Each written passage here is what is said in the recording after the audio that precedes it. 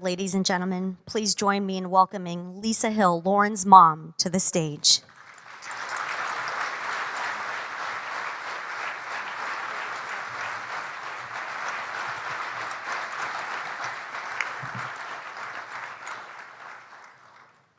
I knew this would come in handy.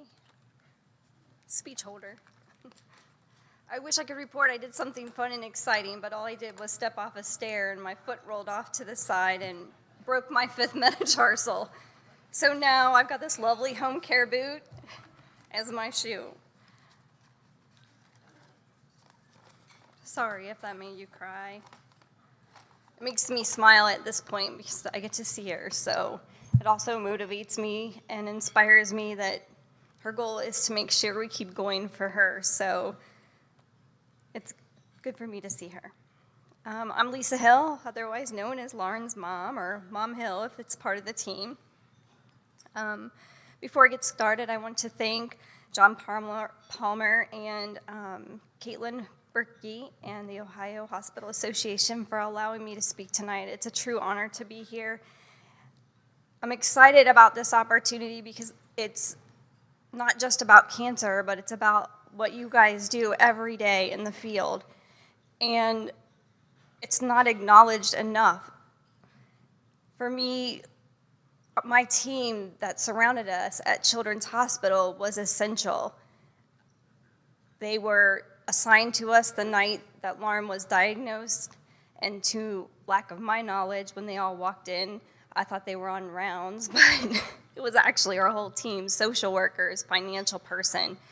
Everybody that we would deal with throughout our journey was in that room, and it was overwhelming at the moment, but those people supported me the entire way for all of our needs, and I could not have made it through that without them by my side, answering questions, social workers to take out in the hallway and have midnight cries, and I needed them a lot.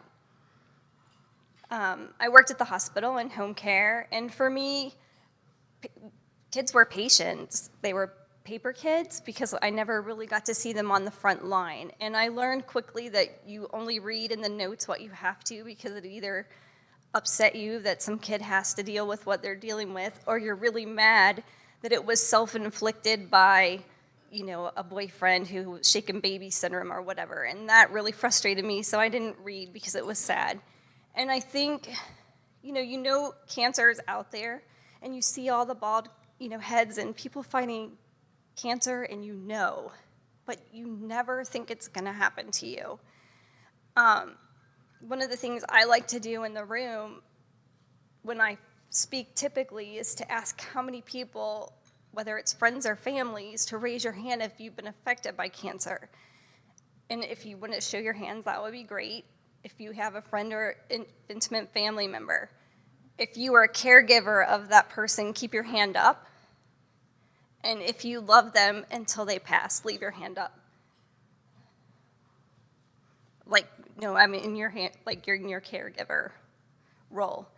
But, that's a hard thing to watch your loved one go through that. And Lauren knew, because of my work at Children's Hospital, our motto there is change the outcome. And when her physician talked to her about the lack of funding and research for pediatric cancers, Lauren took that serious. And I was explaining how the motto of change the outcome means that researchers are back in this whole separate building working to find the answers and cures and medicines to fix what needs to be fixed, whether it's leukemia or cystic fibrosis or cancer in general, brain cancers, whatever. And she understood that concept, and she knew that something had to change. And Lauren, she's a force to be reckoned with. I'm not gonna lie, she's a redhead, so she's feisty and determined anyway. But she wanted to make sure that somebody was hearing loudly that things have got to change. Somebody's got to get on board and fix things for the pediatric world. And at first, we didn't have an avenue to make that happen. And then we teamed up with The Cure Starts Now just by a fluke, really, and they asked her to be the ambassador. And then a few months later, she went off to college because her ultimate dream was to go to school and play at the next level. And through that, it opened a gateway that at this point, I would have never dreamed that I would be on this journey and standing in front of people speaking, because that's the last thing I would ever do in my old life. But she made sure before she left that she was heard. And to go out when she passed, and I think we were at $1.5 million, and by the end of 2015, we were at 2.2, which was her next goal, is just simply amazing. And the journey with The Cure Starts Now, to know that we're networking with doctors around the world, we're making them collaborate their efforts in order to combine their research and build off each other and not keep it all compacted in one location, because there's just not enough tumor tissue. Since it's rare, there's only maybe 250 cases, and then of those, how many tumors are actually donated for us to research. But to have everybody working together is just a small little miracle in itself, and I'm hoping that we will change the outcome in the future. In the meantime, all of you guys on the front line and administrators who are running your hospitals and keeping them in the best condition you can, it is the little things for the patient-family experience. I sat on a board when I was in home care and talked about customer service, what could we do to improve ourselves, and as much as we complain that we live at work with all the long hours and overtime, because healthcare never stops, I can honestly say that I lived at work for 2 months. And the people that I sat in board meetings with saw me in pajamas, and it's an interesting experience to be on the other side and have them actually support you, and they're your colleagues. And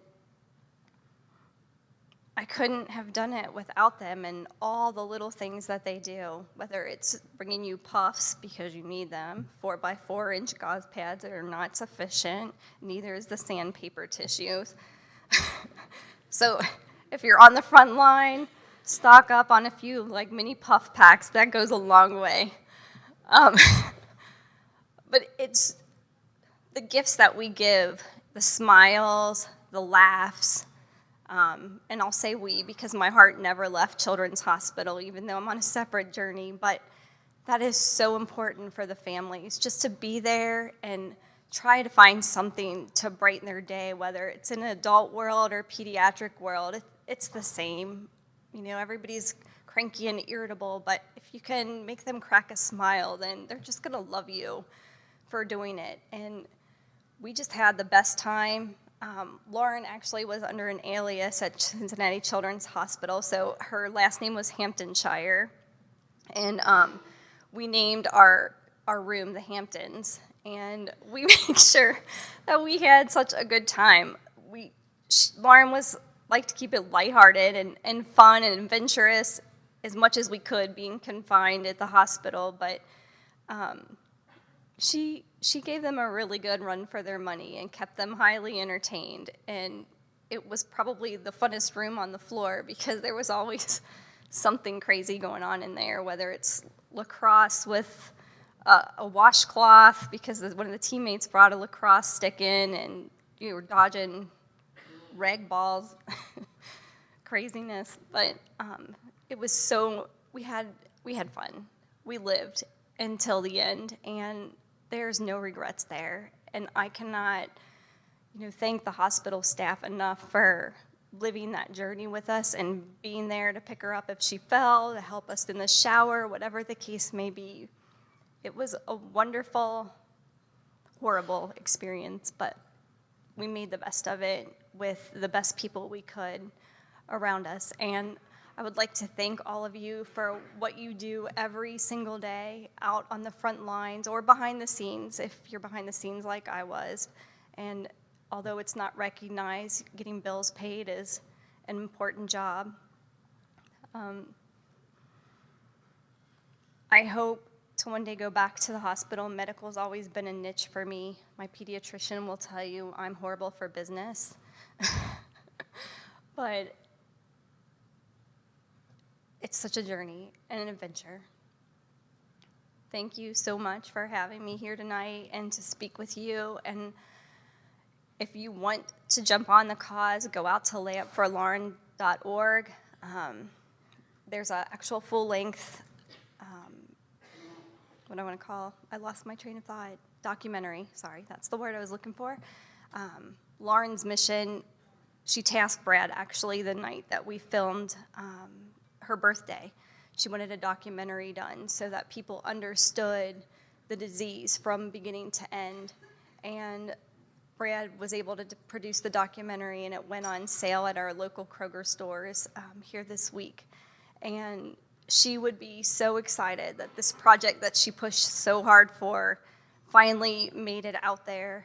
And I know she's smiling that she finished every task that she felt that God gave her before she left the earth. And I'm just honored to be her mom and love her through it. So thank you all.